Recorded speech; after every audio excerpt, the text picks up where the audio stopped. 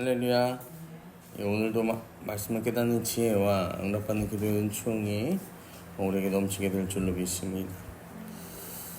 우리가 다른 사람을 볼 때 이게 의도하는 바는 아니지만 사람을 좀 자연스럽게 판단하게 됩니다.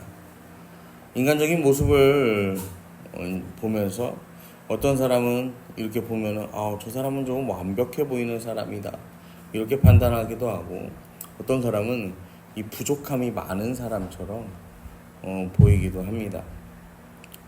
그런데 사람의 눈이 보기에 이 괜찮아 보이는, 완벽해 보이는 일을 하나님은 그렇지 않다라고 하시는 경우가 있어요.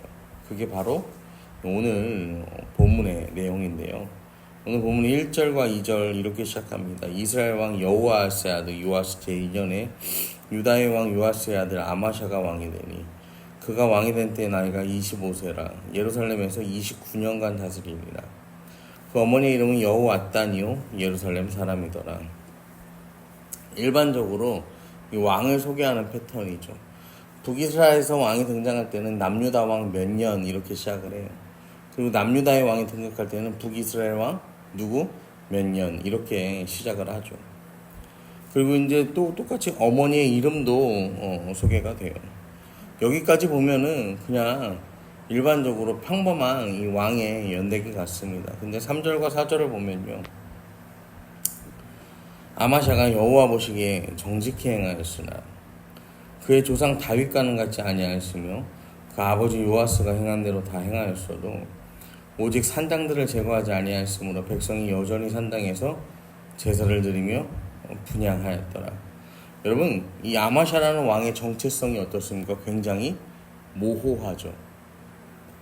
여호와 보시기에 정직히 행하였으나 하나님 앞에서 정직했대요. 근데 다윗과는 같지 않았고 아버지 요아스가 행한 대로 다 행하였어도 산당들은 제거하지 않았다. 선해 보이는데 부족해요. 그리고 괜찮아 보이지만 악해요. 여러분, 이게 우리 사람의 현실적인 모습이죠. 하나님 보시기에 꽤 괜찮아 보였다고 한 이유가 있는데, 여호와 보시기에 정직히 행하였다. 이게 뭐냐면은 하나님 보시기에 이 사람은 꽤 괜찮았다라는 거예요.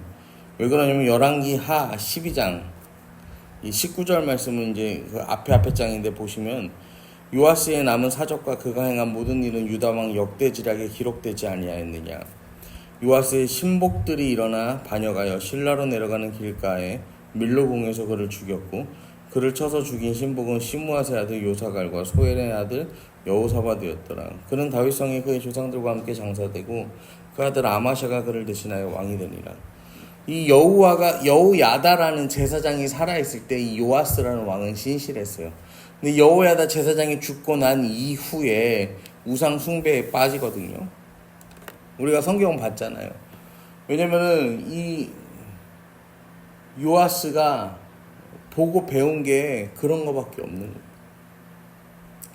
그래서 그 신복들이 왕이 되는 게 정상인 것 같은데 이 요아스의 아들이 왕이 돼요. 여러분, 이게 왜 그러냐면 하나님께서요 다윗에게 뭐라고 약속하셨죠? 네가 나를 위하여 내 집을 짓겠냐? 그러면 내가 너의 이 집에 이 왕위를 영원히 견고하게 하겠다. 계속해서 세워주겠다. 하나님 약속하세요. 다윗 언약이거든요. 그래서요 이 요아스가 신하들에 의해서 죽임을 당했지만 그럼에도 불구하고 그 아들이 어떻게 되는 거예요? 왕이 되는 거죠. 그러니까 요아스가 생각해 보세요. 요아스가 1살짜리가 예루살렘 성전에 숨어서 거기서 7년이라는 시간을 지내다가 8살에 왕이 됩니다. 여러분, 상식적으로 이게 가능합니까? 가능하지 않죠. 그런데요, 하나님께서 다윗과 맺은 그 언약 때문에요, 하나님께서 이 가능하지 않은 일들을 가능하게 만드셨다라는 거죠. 요아스가 왕이 된 것도 아마샤가 왕이 되는 것도 하나님 약속과 하나님 은혜가 아니면 설명이 되지 않아요. 그래서 그 요아스의 아들 아마샤가 왕이 되고 4절 지나서 5절 보시면 나라가 그 손에 굳게 섬에 그 부왕을 죽인 신복들을 죽였다라고 성경이 말해요. 아마샤가 왕이 되고 이제 자기가 왕권을 장악하니까 제일 먼저 한 일이 뭐냐면 아버지를 죽인 그 신하들을 죽였다라는 거예요. 그러면은 여기 나오는 그 두 사람의 이 신하는요, 자기들이 죽을 줄 몰랐을까요? 아버지를 죽이고 아들을 왕으로 세웠어. 아들의 왕권이 날로 강대해져가, 견고해져가. 그러면은 이 다음 차례는 나라는 걸 몰랐을까요? 왜 몰라요? 알잖아요. 그런데 그럼에도 불구하고 아마샤를 죽이지 못하고 왕으로 세울 수밖에 없는 게 하나님께서 이끄시는 나라였기 때문에 하나님 그 역사하심 앞에서요, 순종하는 거예요. 여러분, 이게 성경이 보여주는 인간의 욕심과 계획을 뛰어넘는 하나님의 신실하심이에요. 여러분, 오늘도요, 우리가 함께 또 말씀을 붙잡고 기도하며 나아가실 때요, 여러분 그렇게 기도하세요. 여러분, 하나님께서는요, 끊어져야 마땅한 하나님의 역사를요, 이어가시는 분이다. 여러분, 그 사실 기억하세요. 여러분, 이게 당연하게 이어져 가는 것도 아니고요, 끊어질 듯 하면서 이게 이어져 가요. 여러분, 우리 삶을 보세요. 여러분, 하나님이 우리 삶을요, 막 당연하게 견고하게 빚으셔서요, 막 끌고 가요. 여러분, 그렇지도 않아요. 가만 보면 그런 인생도 있겠지만 대부분의 인생들은 어떻습니까? 위태위태한데 진짜 바람 앞에 촛불 같은데 하나님이요, 어떻게든 뭐 하시는 거예요? 그냥 끌고 가시는 거예요. 하나님이 어떻게든 그 인생을요, 끌고 흐르고 해서요, 데려가시는 거예요.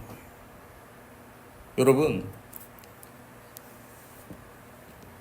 그 이유가 뭐냐면 하나님은요, 하나님 말씀, 자기 말씀은요, 하나님 말씀하신 하나님은요, 신실하신 하나님이시기 때문에. 신실하신 하나님께서 말씀하시잖아요. 그러면 인간은 그 말씀을 100% 다 이해하지는 못해요. 100%다 살아내지도 못해요.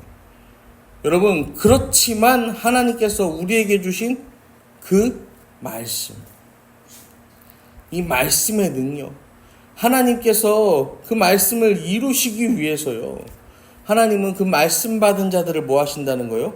지켜내신다는 거예요. 그리고 그들의 삶을요, 어떻게 해요? 계속해서 이끌어 나가신다 라는 것입니다. 여러분, 오늘도 우리 주님께서 우리에게 주신 이 말씀을 여러분 가슴에 품으시고요, 오늘도 연약한 내 인생 가운데 하나님께서 말씀하여 주시옵소서. 하나님 말씀이 연약한 내 인생에 임하고 그 말씀이 오늘도 나를 이끌어가기를 여러분 소망하세요. 그러면 하나님께서 우리에게 주신 이 말씀이 뭐가 되는 거예요? 내 인생의 소망이 되는 거예요.